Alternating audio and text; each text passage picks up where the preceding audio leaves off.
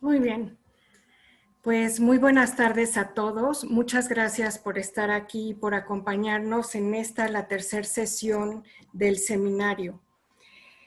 En el seminario de estrategias emergentes ante el COVID-19, lo que hemos intentado ha sido llegar a los enfoques dentro de lo que es academia, empresa, gobierno y clústeres, tratar en los temas más nuevos que hay. Y en este caso, pues el reto principal es el tema de la pandemia. El lunes estuvimos con el doctor Guillermo Jerez Cortés de Colombia, quien nos habló sobre el capital intelectual ante la pandemia. Ayer tuve el gusto de compartir con ustedes la sesión Estrategia de Bajo Contacto dirigido a las empresas. Y el de hoy estamos muy orgullosos y agradecidos, Jaime, bienvenido, de estar aquí con pues, nuestro expositor del día de hoy, Jaime García, que nos va a hablar sobre la decodificación del índice del progreso social ante el impacto del COVID-19 en Latinoamérica. Me voy a permitir presentar al maestro Jaime.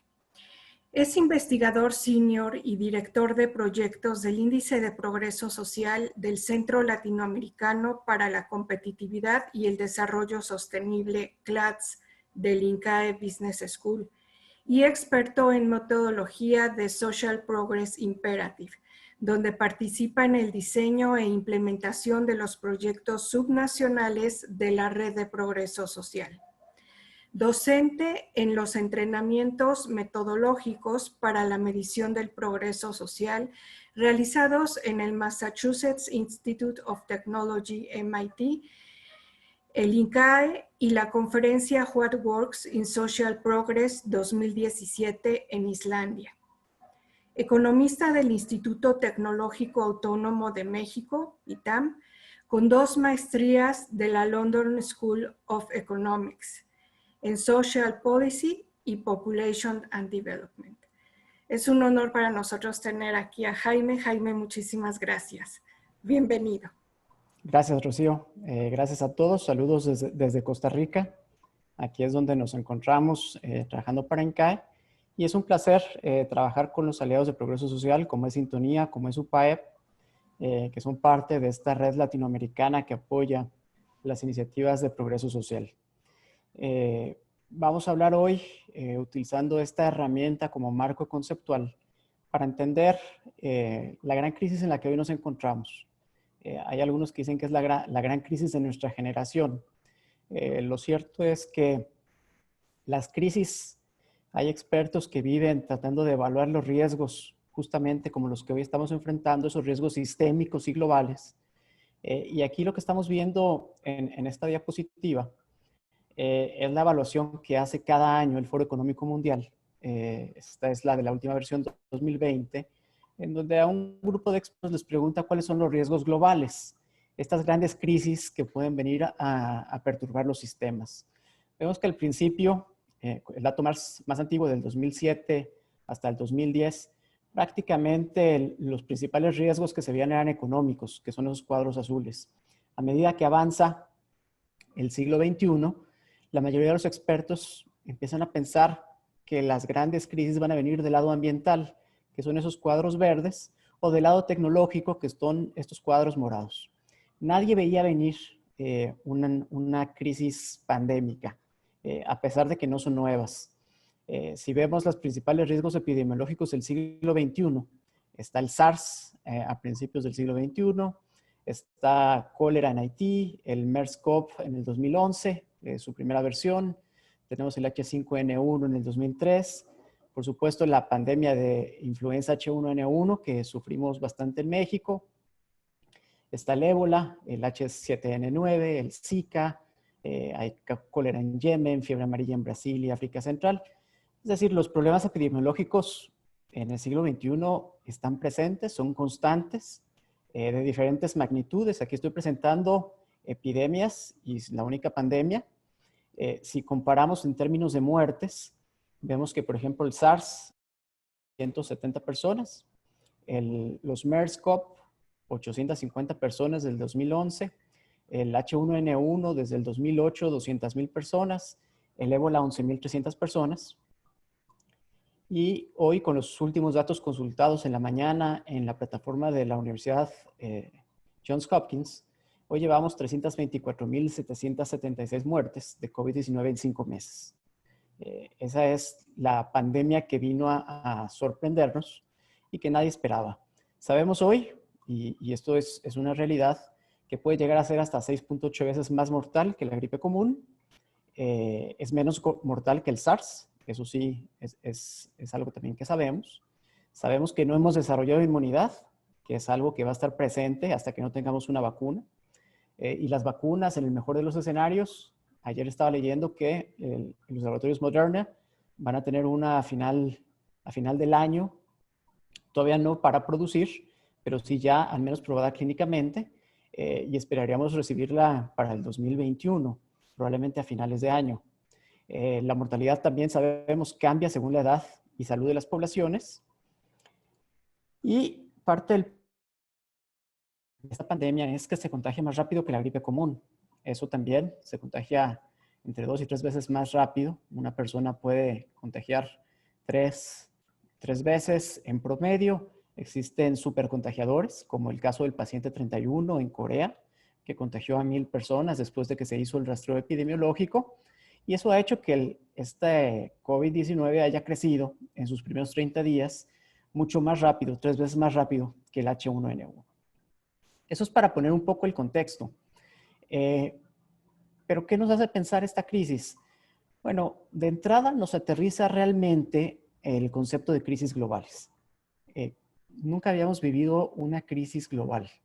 Eso es parte de lo que sabemos. Y yo creo que hoy sí, las crisis globales sí son globales. Porque incluso en la Segunda Guerra Mundial hubo países en los que la afectación económica o militar fue muy leve. Hubo países que quedaron aislados, hubo países que incluso hasta les fue mejor. Realmente no fue una crisis que se sintiera en todo el globo. Y sin embargo, con crisis globales, veamos esta rápidamente. El 3 de enero se registra el primer país con 17 contagiados en China, en Wuhan. En un mes teníamos 25 países, 23,900 contagiados. El 3 de marzo teníamos 74 países, 95,131 contagiados. El 25 de marzo, 181 países, 395,647 contagiados. Y uno dice, bueno, ¿por qué se movió tan rápido esto? Tuvimos la mala suerte, como en cualquier momento de crisis, en cualquier momento de riesgo de este tipo de situaciones, estos llamados cisnes negros, en los que son fenómenos que nadie veía venir, que son de muy baja probabilidad y de repente ocurren. No solamente ocurrió, sino además ocurrió en el peor momento posible, en el peor lugar. ¿Por qué? Porque sucedió justo en el Año Nuevo Chino, en China, que es el año, que es el día y es el periodo de tiempo que es conocido también como la Gran Migración, donde la mayor cantidad de personas del mundo viajan y se mueven para celebrar el Año Nuevo Chino. Entonces ocurre ese problema, esa pandemia, justo en el lugar y en el momento en el que va a haber una gran dispersión de personas. ¿A través de qué? A través del avión. Estamos muy conectados. Tenemos 3,200 aeropuertos y más de 70,000 rutas. Entonces no es coincidencia que si regresamos a este mapa de contagios, surge en China en los primeros contagios y después los países que más recibieron visitantes de China son también los que más empiezan a contagiar. Entonces vemos que hay una correlación entre la densidad de contagios, la aparición de contagios y la densidad de las líneas aéreas. Estas líneas aéreas por clústeres, vemos que hacia nuestra región, incluyendo desde México hacia Sudamérica, la conectividad es menor. Por eso nosotros estamos un poco más rezagados en la curva de contagios respecto a Europa o a Estados Unidos. Ok, entonces esto es global. Al 15 de abril había 185 países, 2 millones de contagiados ya.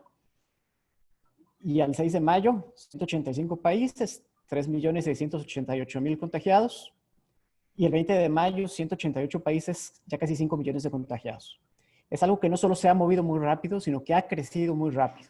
El tema exponencial ha estado presente en todas las pláticas, en todas las presentaciones de este tema. Y bueno, es por la velocidad a la que se está transmitiendo y reproduciendo el virus, aún con las fallas de contabilidad o de medición. Si lo vemos en términos de muerto, hoy tenemos 324.776 muertos. Entonces, dentro de los problemas epidemiológicos y crisis epidemiológicas del siglo XXI, COVID-19 sí ha sido hoy por hoy la más severa. América Latina, ¿cómo se encuentra? En América Latina los resultados son mixtos. Tenemos países como por ejemplo Costa Rica y Uruguay, donde ya incluso se empiezan a preparar para una segunda oleada. Eso también hay que tenerlo en mente. Ahorita estamos en muchos países viendo la primera ola de contagios, ya después vendrá una segunda y tercera ola. Hay países en donde están medianamente afectados, por ejemplo, países con baja densidad poblacional como Guatemala, Honduras, El Salvador. Hay países que están más afectados, por ejemplo, Panamá estuvo muy afectado al principio, pero ya va hacia abajo. Vemos que Colombia va creciendo levemente, pero hoy por hoy los países principales en términos de crecimiento en América Latina son Brasil, que ya es el tercero en contagios detrás de Estados Unidos y Rusia, Perú, que está creciendo también dramáticamente, México y Chile, en donde el crecimiento de la curva sigue adelante, a pesar de es decir, del error de medición. Recuerden que lo que estamos viendo acá son contagiados comprobados de acuerdo a las metodologías de cada país, pero hay muchos casos asintomáticos y hay casos leves. Entonces es más probable que haya más personas contagiadas de las que se cuenta. Si lo queremos analizar como se analiza cualquier enfermedad, que eso es ajustando por población, aquí lo analizamos por 100,000 habitantes. Comparo los 4 casos más graves de América Latina. Tenemos a Perú, que ajustado por 100,000 habitantes, el número de casos es el peor, seguido de Chile, después Brasil y al final aparece México. Aunque claro, en México sabemos que también de todos los países de América Latina es el país que menos pruebas está haciendo. Entonces ahí hay un subejercicio en medición. Es más difícil dejar de medir las muertes. Ahí sube los muertes por 100,000 habitantes, aunque Perú sigue por delante, después le sigue Brasil, después ahí sí México y después Chile. Ese es el contexto de cómo nos encontramos. Ahora, ok, ya sabemos que las crisis globales sí son globales. ¿Qué más sabemos de las crisis globales? Que las crisis globales son sistémicas. Es decir, el virus no tiene un efecto lineal. Y aquí no me refiero a la exponencialidad. Me refiero a la capacidad que tiene el virus de no solo afectar la parte de salud. Creo que ahí la tenemos muy claro. Y tan la tenemos muy claro que yo creo que todos estamos muy familiarizados con aplanar la curva. ¿Cómo se aplana la curva? ¿Para qué se aplana la curva? Aplanar la curva es disminuir la velocidad de los contagios para que todos no nos enfermemos al mismo tiempo y no saturemos la capacidad del sistema de salud. En eso consiste. Sabemos que nos vamos a enfermar. Angela Merkel decía que ellos estimaban que un 80% de los alemanes se iban a enfermar. Pero la idea es que no nos enfermemos todos. Es ir administrando el contagio. De eso se trata, aplanar la curva. ¿Cómo se aplana la curva? Bueno, con acciones también que estamos ya muy familiarizados. Monitoreo y exámenes, quedarse en casa o distanciamiento social, lavarse las manos, seguir las instrucciones de las secretarías de salud y en algunos casos respetar las restricciones, por ejemplo, dejar de cerrar establecimientos comerciales, cerrar espectáculos deportivos, entre otros. Entonces, esas son las acciones de lo que nos ha hecho aplanar la curva en los diferentes países y cada país ha tomado diferentes decisiones, pero casi todas en torno a estos criterios. Ahora, esa parte yo creo que todos la tenemos muy clara, pero tenemos también que empezar a entender, y eso ya se empieza a notar, que esta crisis ya no es solo una crisis pandémica, no es una crisis de salud. Esto ya es una crisis de producción, es una crisis de demanda, es una crisis de empleo. A principios, en China, muchas fábricas se cerraron, afectando las cadenas productivas. Va a haber ya en los siguientes días, después de que sucedió en China, hubo una cerrazón también en otras cadenas productivas en diferentes países que fueron apagando su actividad económica y eso empieza a repercutir en el sector financiero. Eso va a empezar a repercutir también en el uso de las tecnologías. Muchos estamos haciendo teletrabajo ya como una práctica normal. Hoy el mundo está haciendo el experimento de teletrabajo más grande en la historia, todos al mismo tiempo, y eso ha puesto algunas presiones sobre la infraestructura. Se ha puesto presiones sobre las instituciones, se ha puesto presiones sobre los gobiernos. No todos los gobiernos han actuado de la misma manera. Algunos han sido más eficientes, otros no. Algunos han generado buenas políticas, otros no. Entonces empieza a haber ya tensiones ahí. Lo que empieza como una crisis de salud se puede volver una crisis institucional o de gobierno. Por supuesto, se vuelve también una crisis de recursos. Los recursos son escasos y vamos a necesitar más agua, más alimentos. Ya la OMS está hablando de una crisis de hambruna, producto también de la pandemia. Y por supuesto están ligadas estas esferas una con otra. Es decir, hay afectaciones en múltiples sectores. La crisis no solo es una crisis de un virus, no solo es una crisis de salud, ya es una crisis sistémica que además tiene repercusiones conforme pasa el tiempo. Entonces, hoy hablamos de una saturación de las capacidades hospitalarias y del sistema de salud, pero los sistemas educativos prácticamente en toda la región están parados. Las clases se detuvieron. Eso va a tener sus impactos en la calidad y obviamente en el aprovechamiento de la educación de los niños y jóvenes de la región y de todo el mundo. Hablamos de que hay una crisis financiera también que va a generar quiebras. Nada más piensen, por ejemplo, en las empresas turísticas. Las empresas turísticas que están detenidas. El turismo tiene una expectativa de caída del 80% respecto al año anterior. Va a haber muchas empresas que van a quebrar porque no va a haber turismo. Va a haber más necesidad de más infraestructura de otros tipos, crisis alimentaria. Ya hay sectores completamente detenidos. La crisis en las aerolíneas en todo el mundo es real. Hoy en la mañana Air France anunció ya la cancelación de prácticamente la mitad de sus líneas, de sus rutas aéreas. Y por supuesto va a haber riesgos también en la democracia, en los sistemas institucionales, a medida que el resto de las crisis que ahora tenemos en múltiples sectores no sean solventadas. Y piensen, por ejemplo, en la parte del empleo. Si vemos la economía de Estados Unidos ayer estaba juntando casi 36 millones de solicitudes de subsidio de desempleo. Es la mayor cifra que ha tenido Estados Unidos en su historia. Y recuerden esta frase que nosotros como mexicanos siempre la tenemos muy presente. Cuando Estados Unidos estornuda, a nosotros nos da pulmonía. Bueno, hoy Estados Unidos no está estornudando, Estados Unidos tiene COVID-19. ¿Qué es lo que nos va a dar a nosotros? Y eso es lo que ahí nos tenemos que plantear. Y este planteamiento afecta, por supuesto, las agendas de desarrollo y de sostenibilidad de todo el mundo. Esta es los objetivos de desarrollo sostenible, la Agenda 2030, y todos estos objetivos, la mayoría de ellos, se van a ver afectados por el COVID-19. Hablamos de la pobreza. Jeffrey Sachs decía el otro día que no vamos a poder cumplir con ese objetivo para el 2030. Se estima que 60 millones de personas en un escenario conservador van a caer otra vez bajo la línea de pobreza. Va a haber afectaciones en diferentes áreas, en agua, por supuesto en hambre, por supuesto en igualdad, en educación. Estamos hablando de igualdad de género. Eso también la OMS con cifras ha reportado que ha aumentado en todos los países de América Latina sin ninguna excepción. Los datos también lo demuestran. Va a haber afectaciones en las ciudades, va a haber afectaciones en energías sostenibles y renovables, va a haber afectaciones en recursos hídricos, va a haber afectaciones también en las políticas de cambio climático. En lo que ahorita no hemos encontrado afectaciones es en vida submarina y en vida de ecosistemas terrestres. Al contrario, lo que hemos visto es que al desacelerar la parte económica, le hemos dado más libertad a los ecosistemas para que se renueven. Y se han escuchado algunas frases por ahí e ideas, decir, bueno, es que esta es la solución para la crisis climática. Esa no es la solución, y no es la solución porque no es sostenible.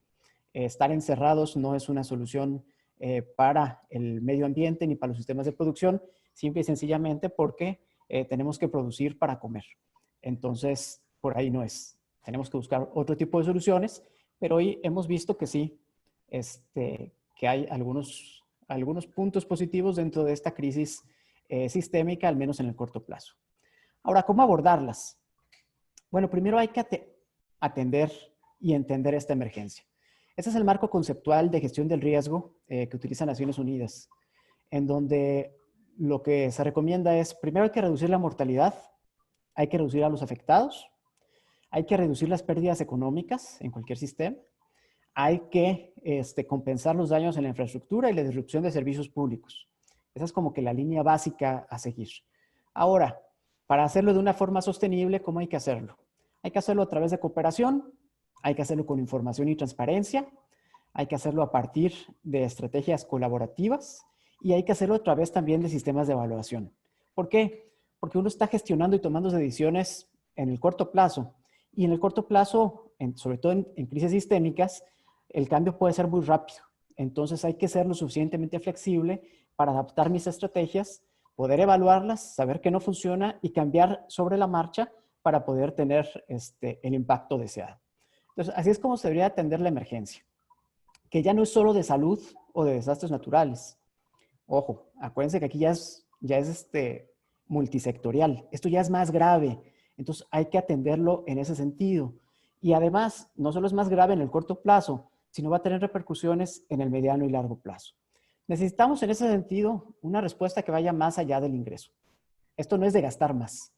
Y tampoco quiere decir que es de gastar menos, es de gastar mejor. Pero aquí podemos ver, y para esta presentación estaba utilizando mucho los datos del índice de progreso social, ahorita explico más al respecto. Tenemos sobre el eje de las X, el PIB per cápita ajustado por paridad de compra, y lo comparo contra las muertes por COVID. Y vemos que el desempeño entre los países, y son muertes por 100,000 habitantes, el desempeño de los países prácticamente no depende del ingreso. Tenemos países como Suecia y Alemania, con el mismo nivel de ingresos, pero con resultados completamente diferentes en mortalidad. Tenemos Noruega e Irlanda, también con resultados diferentes. Arabia Saudita con Irlanda, mismo ingreso, resultados distintos. Vemos además que esta relación se cumple para todas las enfermedades infecciosas en general. Si suponemos que el COVID va a terminar comportándose como una enfermedad infecciosa tradicional o típica, entonces tenemos que ir pensando ya en soluciones a mediano y largo plazo. Y aquí vemos que, por ejemplo, Guatemala y El Salvador tienen desempeños diferentes en mortalidades infecciosas por 100,000 habitantes con el mismo nivel de ingreso. Mientras que Noruega y Emiratos Árabes tienen también resultados distintos a pesar de que tienen el mismo nivel de ingresos. Entonces, no es una cuestión de gastar más, es una cuestión de gastar mejor, optimizar el presupuesto limitado que se tiene, aprovechando el contexto local con el que se cuenta. Y es que aquí también es claro, el virus es el mismo, pero los países no. El virus es el mismo y las personas no, es la misma analogía. Las comorbilidades, las enfermedades que ya traigamos cuando nos da el virus, van a afectar si el virus va a ser mortal para nosotros o no. La diabetes, la hipertensión, el tabaquismo, bueno, con los países sucede lo mismo. El contexto local de estas crisis sistémicas cuenta. ¿Qué es este contexto local? División social, corrupción, populismo, urbanizaciones irregulares, trabajo informal, débil Estado de Derecho, deuda pública, escasez de recursos naturales, desigualdad, malas regulaciones, discriminación, clima. Esos son puntos de presión. Ese es el contexto. Un contexto complicado que si le pones una crisis sistémica como la del COVID-19, puede llegar a un quiebre del sistema. ¿Qué es un quiebre del sistema? Guerra, protestas, inseguridad alimentaria o sanitaria, migraciones y movilizaciones, quiebras de empresas o gobiernos, crisis económicas, disturbios, inestabilidad política. Es ahí donde tenemos que empezar a gestionar una crisis, no solo como una crisis de salud, sino ya como una crisis sistémica. Tenemos que adaptar el sistema para ser más resilientes. ¿Y cómo generar estas sociedades resilientes? Nosotros desde el Índice de Progreso Social creemos que el primer punto de partida son las mediciones. Si usamos malas decisiones, impulsaremos las prioridades equivocadas. Por eso el índice, que va muy de la mano con lo que acabamos de ver, que el ingreso no lo es todo, sino es mi estrategia de gasto, el índice me complementa el conocimiento sobre el ingreso que tengo. Es decir, si yo tengo un crecimiento inclusivo, es más sencillo que yo pueda hacer o adaptar mi país ante estas crisis. El índice solo mide indicadores sociales y ambientales, solamente indicadores de resultados, no de esfuerzos. Es un modelo integral y aplicable.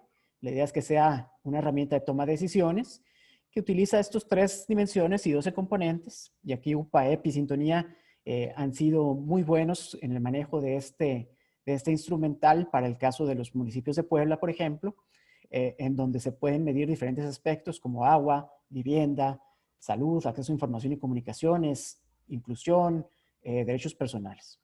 Es un modelo que está adaptado a los objetivos de desarrollo sostenible y que me ayuda a identificar esos rendimientos decrecientes del ingreso. Es decir, saber cuándo un país realmente está generando condiciones óptimas para el gasto y la riqueza que está generando en términos de la calidad de vida o de la resiliencia de la sociedad.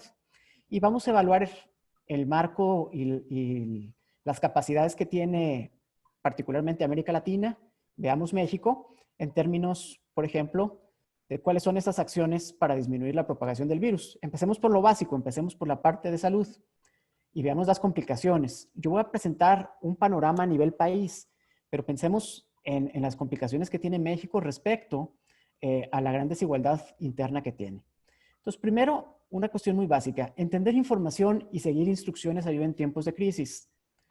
Hemos visto que los países que tienen mejores niveles de educación son los que tienen más bajas tasas de mortalidad por enfermedades infecciosas. Así funciona. Y son todas las enfermedades infecciosas a nivel mundial. Entonces, poblaciones más educadas suelen tener mejores rendimientos en términos de mortalidad. Esto es a nivel mundial, la gráfica de la izquierda de barras. En la parte de la derecha vemos América Latina. En América Latina vemos también esta relación. Los países que están más educados suelen tener mejores rendimientos en tasas de mortalidad. México se encuentra aquí, por detrás de Argentina, Uruguay, Costa Rica, Chile. Muy similar a Colombia. Digamos que está entre un segundo grupo, Guatemala, El Salvador y Jamaica, bastante rezagados, sobre todo en términos de analfabetismo. Si no sabes leer, si no sabes escribir, es más difícil que sigas los lineamientos de salud. Otra cuestión que se nos repite, te tienes que lavar las manos. Pues sí, pero no te puedes lavar las manos si no tienes acceso al agua. Sabemos que el jabón y el agua matan el virus. Otra vez, a nivel mundial, los países en donde más agua hay son los que tienen menos mortalidades por enfermedades infecciosas. ¿Qué pasa en América Latina? Encontramos también prácticamente la misma relación. Costa Rica, Chile y Uruguay, que son los únicos países en los que se puede tomar agua directamente de la llave, donde el agua es 100% potable, son los que tienen menos tasas de mortalidad. México se encuentra acá en un segundo nivel junto con Argentina y Brasil, pero sabemos que en México la realidad, cuando uno mete la lupa, también es muy diferente. Existe una brecha digital en la región y dentro de los países. No todos pueden hacer teletrabajo. Esa es una cuestión. Ahí también encontramos los países en donde hay más acceso a información y comunicaciones, donde hay más capacidad digital. También son los que tienen menores muertes por enfermedades infecciosas. Esta misma relación se cumple. Chile es el país con menor brecha digital, seguido por Argentina y Costa Rica. México se encuentra más rezagado en términos con prácticamente 65% de la población usuaria continua de Internet, más allá de las redes sociales. En infraestructura del siglo XX todavía hay brechas. Los países que están con mejor condición de vivienda también son los que tienen menores tasas de mortalidad por enfermedades infecciosas. Y aquí algo que hemos encontrado es no solo el acceso a electricidad, sino el hacinamiento. ¿Cuáles son las condiciones de vivienda? Porque no dicen, quédate en tu casa. Sí, pero si me quedo en mi casa, en donde vivo con 8 personas, en un cuarto, pues las condiciones salubres no van a ser muy buenas. En ese sentido, hemos encontrado también esa relación en América Latina. Ahí sí existe una gran nube de países que están con ciertas condiciones favorables, salvo por el caso de Perú, Guatemala, Bolivia y Honduras, que son los más rezagados. Hay un aspecto que a veces lo damos por dado, pero es el cumplimiento del Estado de Derecho. Si se dice, están prohibidas estas actividades porque va a aumentar el riesgo de contagio, bueno, ¿se cumple la ley o no se cumple? Hemos visto que los países donde más cumplimiento de la ley hay, que son más seguros, es donde hay menores muertes por enfermedades infecciosas hay. Ahí sí, América Latina sale muy mal, porque en general en América Latina el Estado de Derecho es muy malo. Encontramos que no hemos podido ni siquiera arreglar el problema de la tasa de homicidios, que esa es otra epidemia en la región. Y ahí también encontramos diferentes niveles de cumplimiento en casos como por ejemplo El Salvador, Guatemala, que tienen tasas de homicidios bastante altas y donde el Estado de Derecho prácticamente no se aplica. México y Colombia están en condiciones similares. Es decir, el gobierno es débil para ejercer la ley y si esa ley no se cumple para homicidios, tampoco se va a cumplir para regulaciones sanitarias. Entonces ahí también tenemos un gran problema en términos de la gobernabilidad. Tampoco tenemos eficiencia o transparencia en la gestión de los recursos públicos. Aquí estamos hablando de corrupción. América Latina no solo es una de las regiones más inseguras del mundo en términos de tasas de homicidios, de hecho es la más insegura, sino que también es una de las más corruptas del mundo. Hay países como Guatemala, Bolivia, Paraguay, Honduras, y aparece México ahí también, junto con República Dominicana, que son los países con mayores niveles de corrupción. Si comparamos esto con las muertes por enfermedades infecciosas a nivel global, los países menos corruptos son también los que tienen menos muertes. Y hay que recordar, aquí hay una investigación que hizo el BID y que publicó recientemente, que el 24% de las mordidas que se dan en América Latina son por servicios de salud. El servicio más básico de salud, el poder tener acceso a un doctor o a una medicina, es lo que está alimentando parte de la corrupción que existe. Pero no solo hay esos problemas, hay corrupción para acceder al agua, hay corrupción para acceder a electricidad, hay corrupción para acceder a educación, etc. Entonces la corrupción no solamente es un problema monetario, es un problema que al final también cuesta vidas. Y aquí, salvo por Uruguay, Chile y Costa Rica, el resto de la región tiene también ahí una epidemia de corrupción. Y en tiempos en que necesitamos incluir, topamos con una sociedad altamente excluyente. ¿Y por qué digo que necesitamos incluir? Porque aquí el virus no respeta. El virus contagia a Boris Johnson, como contagia a Rocío Prado, como contagia a Jaime García. El virus puede matar, y ya lo vimos, mató al presidente de la Bolsa Mexicana de Valores. Este virus llega a todos lados. Y para poderlo acabar necesitamos que todos colaboren. De nada sirve que en un vecindario todo el mundo se quede en su casa y salgan nada más al súper y de regreso y cumplan con la distancia social, si a lo mejor en el vecindario de al lado nadie está siguiendo el distanciamiento social ni las instrucciones y el virus sigue ahí. Entonces va a seguir habiendo esta transmisibilidad, va a seguir habiendo este contagio y hasta que no haya una vacuna, necesitamos que todos sigan estas instrucciones porque la seguridad de uno depende de la seguridad del otro. Entonces tenemos que empezar a incluir a los demás. Esto no es algo que yo puedo comprar mi propia seguridad y vivir en una burbuja. Por desgracia estamos viendo que no funcionan ese tipo de instrucciones. Hemos visto que los países más exitosos para atacar la pandemia han sido los que han logrado movilizar a mayor porcentaje de toda su población para que sigan disciplinadamente las instrucciones. Estoy hablando, por ejemplo, del caso de Taiwán, Corea del Sur, Nueva Zelanda, que son los casos principales de éxito. Y por el otro lado, sin un acceso garantizado a salud de calidad y con altos niveles de cobertura, tampoco vamos a atender este problema. Y estoy hablando del problema más básico. Si no existiera el virus, no tendríamos el problema sistémico. Aquí la pregunta es, ¿cómo vamos a seguir produciendo? ¿Cómo vamos a seguir generando riqueza, atrayendo turistas, exportando productos, si no hemos podido resolver el problema del virus? Y esa es una cuestión que tenemos que atender. Vemos también que los países con más acceso a servicios de salud de calidad son los que tienen menores mortalidades. Y en América Latina, salvo por Costa Rica y Uruguay, el resto de los países están con cierto rezago. México aquí aparece a media tabla, muy similar a lo que hace Colombia o a lo que hace Chile. Así que en términos de retos, tenemos retos gigantescos. Y no solo por el problema del virus, sino por toda la crisis sistémica que tenemos. Retos para mantener el bienestar que tenemos. Y retos también para la generación de riqueza. Hoy esos son los grandes retos que afectan a la región. En términos de México, pensémoslo. México, con los análisis del Fondo Monetario Internacional, están estimando una caída de entre menos 6 y menos 7%. Es una caída similar a la que tuvimos en la crisis del 94.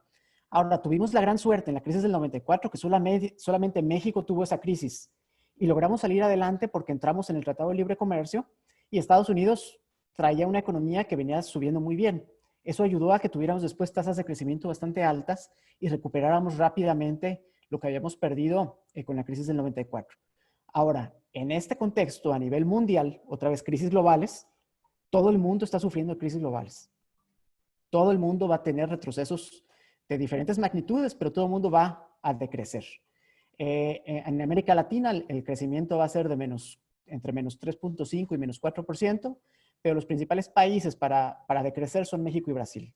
A México le va a pegar la parte del turismo, la parte del petróleo, que ya vimos que hay una crisis también petrolera por falta de demanda. Estamos viendo una crisis de demanda que se convirtió en una crisis financiera, que se convirtió en una crisis energética.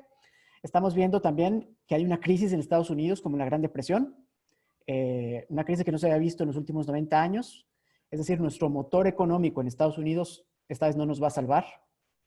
Y si pensamos además que en Estados Unidos están pensando en pensar primero en el trabajo del americano, sobre todo con la administración Trump, pues entonces ahí sí tenemos un problema. Ya hay algunas empresas que están decidiendo sacar sus inversiones de otros países. Por ejemplo, Japón.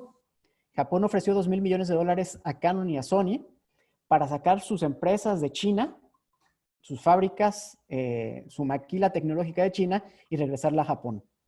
Les ofrecieron $2,000 millones y facilidades para robotizar la producción. Entonces, esto yo sé que una golondrina no hace verano, pero sí nos puede ir enseñando ciertos patrones en torno a cómo algunos países pueden tratar de otra vez desarticular ciertas cadenas de producción para tener más control dentro de sus países. Es una posibilidad y eso nos puede afectar, y pensémoslo en Puebla. ¿Qué pasaría si el clúster automotriz de repente fuéramos sustituidos por robots más baratos en Estados Unidos? Entonces, eso tenemos que tenerlo muy claro, porque eso puede pasar. Ahora, dentro de este panorama, ¿qué podemos hacer? Bueno, aprovechar esta gran pausa que tenemos. Esta es el término como se le ha llamado, la gran pausa o el gran encierro, en donde hoy estamos en un sistema defensivo, prácticamente de queja y necesidad. Somos reactivos a las circunstancias, estamos pensando en manejo de desastres, darle respuesta, prácticamente en una situación de supervivencia, presas de la incertidumbre, pensando solo en mitigación. Lo que tenemos que hacer es empezar a cambiar ese chip, esa gestión, y pasarnos hacia un modelo que sea sostenible y regenerativo. Hoy por hoy, aprovechando esta gran pausa, prácticamente todo está detenido, en donde podamos manejar la incertidumbre, generar respuestas integradas, resiliencia, prevención, mejorar la eficiencia en la última milla, construir procesos coherentes, estrategias integrales, donde el gobierno no se vuelva una piedra, sino un facilitador, donde los diferentes sectores trabajen. Y yo sé que esto suena muy bonito, y siempre existe un escepticismo, sobre todo en México y en países como los nuestros, pero es el lenguaje que muchos ya están hablando. Es el lenguaje en donde muchos ya están haciendo estas propuestas, y esta presentación, le contaba a Rocío al principio, la hemos ya presentado en prácticamente todos los países de América Latina. Vamos a tener algunas reuniones también en Estados Unidos con diferentes actores que lo que buscan es dar respuesta a esto, cómo generar estas medidas resilientes hoy, que estas medidas de mitigación sean de cohesión social, de planificación de largo plazo, soluciones integrales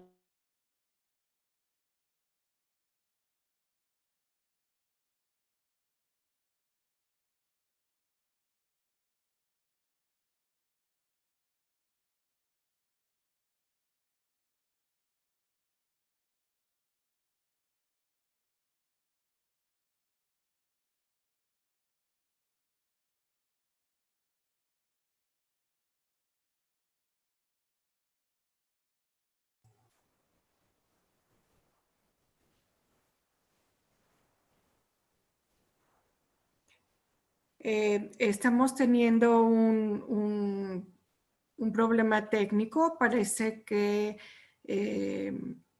vamos a volver a retransmitir. Denos unos minutos, por favor, para que Jaime se vuelva a conectar.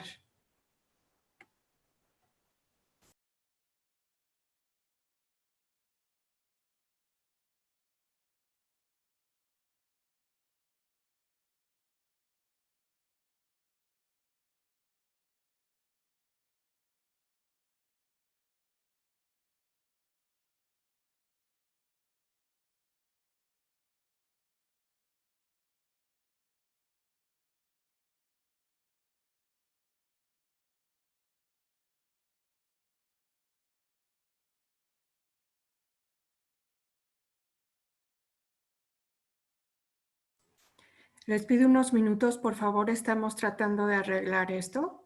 Unos segundos, por favor.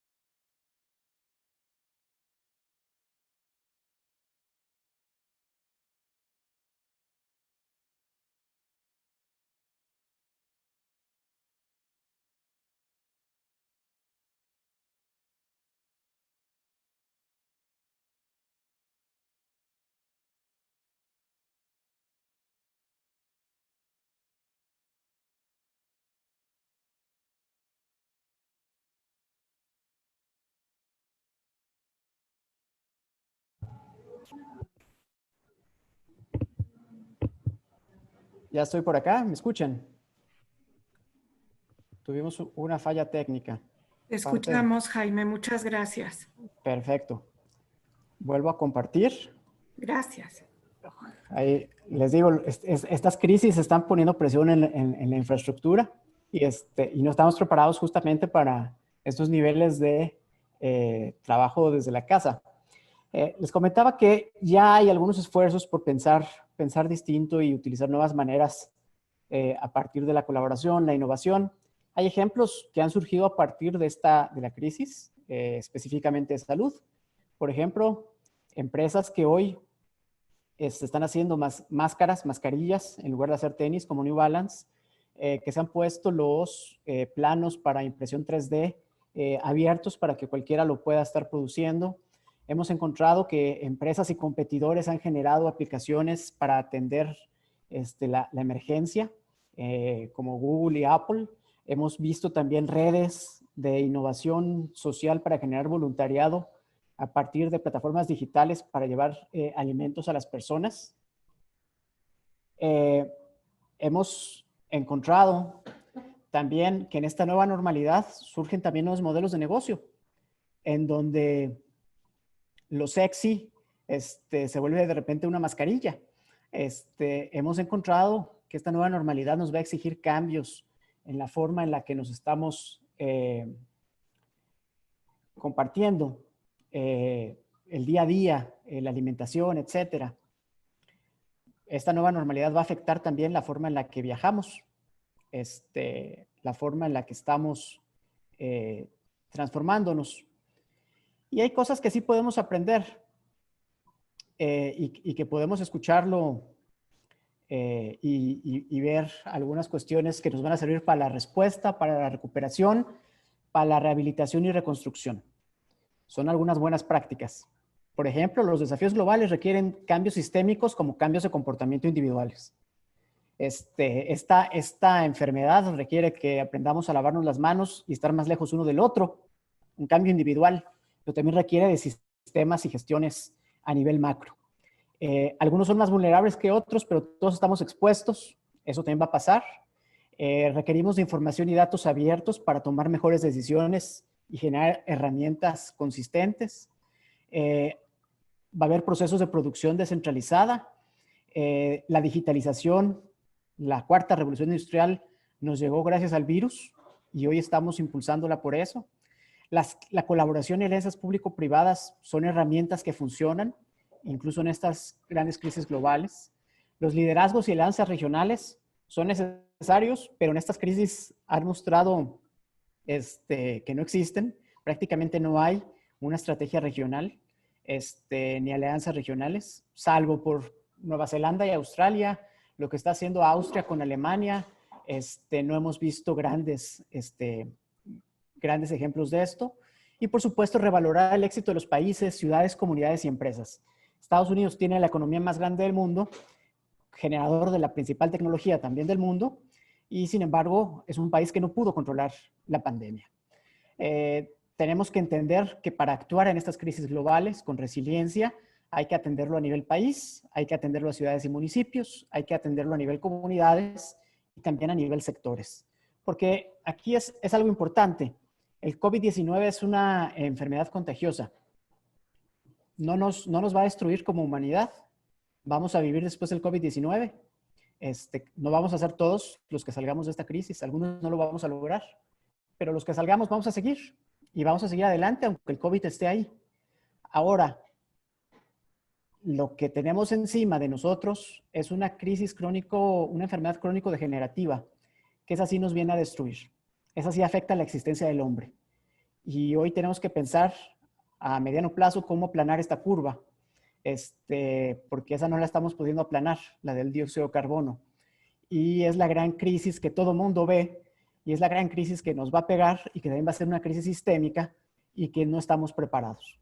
Entonces, hoy por hoy, lo importante es, bueno, cómo logramos generar un lenguaje común de colaboración, donde podemos alinear mensajes, coordinar intervenciones y optimizar recursos.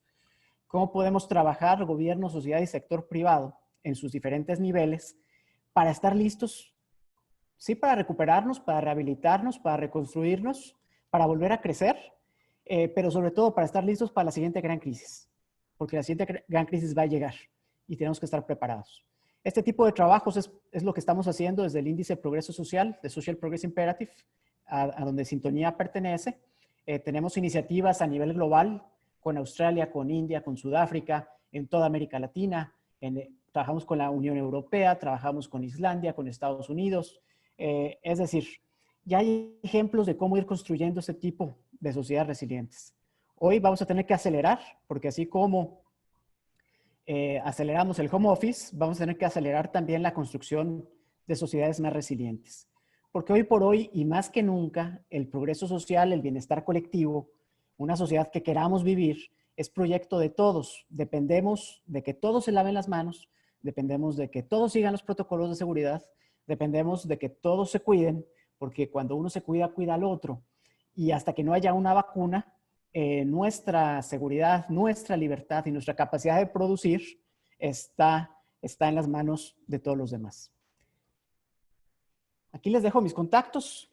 Creo que hay tiempo para algunas preguntas.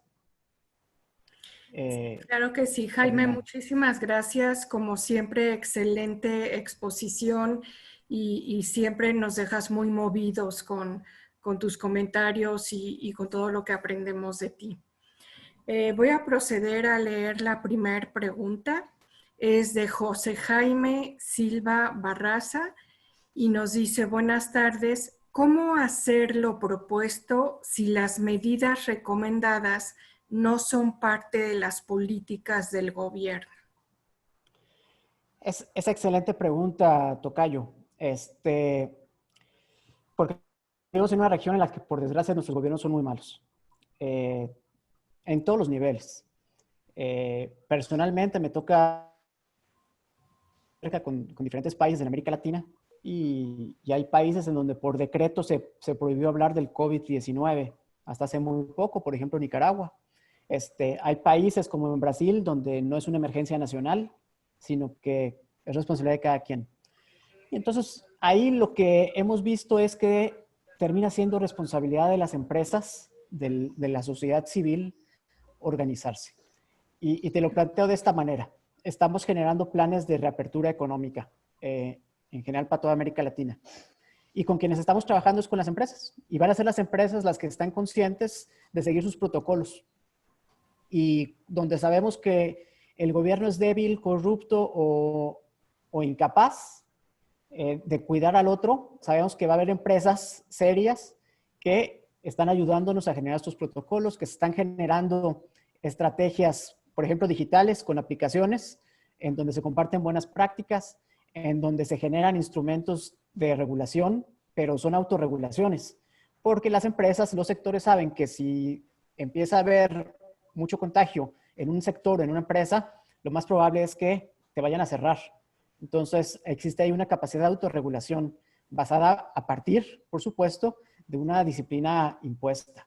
Entonces, ahí hemos encontrado que si se generan los contrapesos entre sociedad civil y gobierno contra empresas, sociedad civil y empresas contra contraposición del gobierno, puedes tener resultados un poco más eficientes. Muchas gracias, Jaime. Leo la siguiente pregunta que la hace José Antonio Santillana y nos dice, sumando a la pregunta de Daniel Jiménez, me va a permitir leer la pregunta de Daniel Jiménez. Dice, estaba aquí más arriba, como individuos, ¿qué es lo mejor que podemos hacer tanto en cuestión personal y profesional, ya que cambiar políticas públicas como individuo es imposible? Es un poco parecida a la anterior. Excelente pregunta. Y sí, yo sé, es que uno diría, bueno, si tuviéramos el gobierno de Islandia, a lo mejor sería otra cosa. Si tuviéramos el gobierno de Alemania, a lo mejor sería otra cosa. Pero tenemos el gobierno que tenemos, ni modo. En tiempos de esta crisis, ¿qué podemos hacer? Creo que lo más básico es no compartir noticias falsas, seguir siendo profesionalmente ético y productivo, competitivo, tratar de colaborar. Hay un espacio y esto es importante y esto sí lo puede empezar un individuo y generar cambio. Estamos en un momento en el que hay que contener la crisis, pero dentro de contener la crisis tiene que haber un momento de solidaridad. Y después de esa solidaridad tiene que haber un momento de crecimiento en lo económico, en lo social, etcétera. En ese aspecto de solidaridad, yo solo les pongo, por ejemplo, aquí en Costa Rica se nos ha puesto un impuesto solidario del 10% a los que ganan arriba de $1,000 para comprarlo en comida y darle a los que están desempleados. Entonces, esa es una forma de generar política pública. Obviamente, no a todo el mundo le gusta, pero es la idea de decir, bueno, si tú tienes comida en tu casa, a lo mejor puedes dar una despensa a alguien que no lo tiene. Entonces, puedes ir generando cadenas de solidaridad, porque no todos van a tener la suerte de tener el trabajo que uno tiene. Entonces, esa es una parte en donde uno puede ayudar. Si uno no lo hace, ¿qué sucede? Te pasa lo que pasó en Chile. En Chile llevan 4 días en Santiago de Chile con cuarentena. Y en el barrio pobre salió la gente a agarrarse a golpes con la policía porque no tienen comida.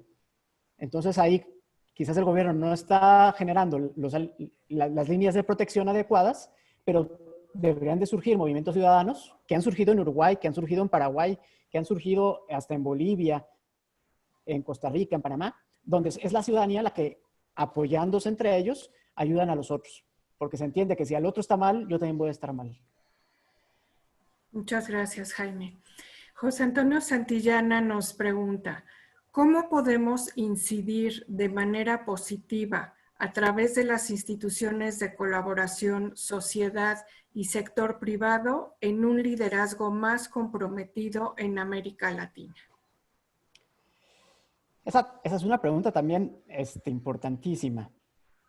Una manera de incidir es participar, es proponer, es generar ideas, es abrir espacios de conversación. Es una propuesta, las fechas se pueden ajustar. De comunicación. Ahí tenemos un micrófono abierto. 80 horas. Lucio, ¿nos puedes ayudar, por favor? Pero la idea es tratar de ir generando cierto peso específico, ciertas alternativas a los problemas que tenemos. Hay modelos de innovación social en donde se generan modelos de negocio que tienen problemas sociales específicos, que funcionan a través de plataformas de colaboración, que además ayudan al sector privado tradicional a entender las problemáticas sociales. Nosotros desde INCAE trabajamos mucho eso, pero por ejemplo en Estados Unidos está la Fundación SCOL. Ellos son expertos en innovación social, en generar instituciones de colaboración. Así que si tienen más dudas pueden googlearlos y la Fundación SCOL pueden encontrar algunos buenos ejemplos de cómo ir generando este liderazgo más comprometido en la región. Muchas gracias, Jaime. Federico Hernández, además de felicitarte, pregunta, ¿qué opinas de eliminar lo masivo y usar sistemas que estimulen la individualidad? Voy a tratar de interpretarla como la entendí. La entendí de que, espero que vaya por ahí. Si lo que necesitamos no es un sistema, por ejemplo, de educación y salud masivo, es decir, one size fits all, sino que podamos llevar políticas públicas y sociales específicamente a las características y el contexto individual, que es muy por el estilo de lo que se hace en el sector privado. Por ejemplo, uno piensa en los tenis Nike. Los tenis Nike se están moviendo de lo masivo a lo individual, en donde tú entras a su página y puedes diseñar tu propio tenis con tus propios colores, y luego tú los compras. O Google, de tus preferencias individuales, te generan propuestas de valor en términos de herramientas, en términos de información, en términos de anuncios. Si es así, yo creo que por ahí tenemos que ir. La política pública ya no puede ser atendida como en el siglo XX. Tenemos que utilizar los datos específicos para diseñar estrategias, por ejemplo, para Tonalá, por ejemplo, para Benito Juárez, por ejemplo, para Tijuana. Es decir, con diferentes especificaciones, con objetivos claros y que sean los mismos, pero hay que atenderlos incluso a nivel hogar.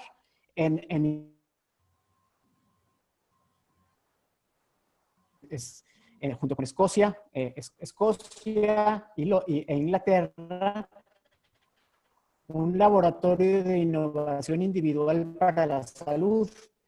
Y ahí lo que están buscando es transformar el NHS para que te den mensajes individualizados sobre cómo prevenir enfermedades de acuerdo a tu perfil, de acuerdo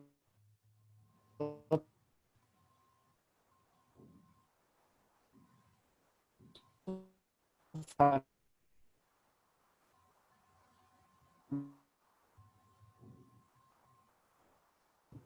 Rocío, a lo mejor le puedes decir que apague su cámara. A lo mejor si apagas tu cámara, Jaime, probablemente tengas mejor ancho de banda.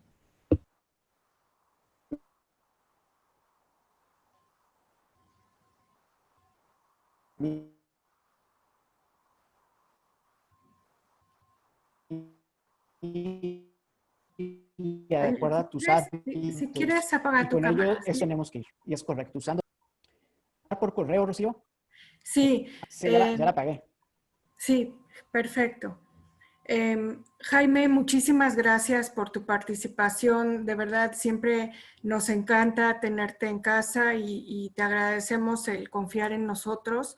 Y bueno, tú eres nuestro maestro en todo lo relacionado con el índice de progreso social y te agradecemos toda la confianza que siempre has depositado en nosotros.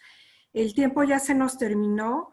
Tenemos muchísimas preguntas, pero les voy a suplicar que me las manden a mi correo o se las pueden mandar por correo a Jaime. Aquí están sus datos para que tengamos oportunidad de contestarlas. Muchas gracias. Les recuerdo, Jaime, muchísimas gracias, de verdad, excelente como siempre. Muchas gracias a todos ustedes por habernos acompañado el día de hoy y les recordamos que el día de mañana tenemos ya la última sesión del seminario de estrategias emergentes ante el COVID-19. Creo que han sido unas sesiones muy interesantes. El día de mañana vamos a hablar de clústeres y nos vemos a las 4 de la tarde. Muchísimas gracias a todos por su tiempo y su participación y muchísimas gracias, Jaime. Muchas felicidades. Muchas gracias. Saludos. A la orden. Bye. Chao.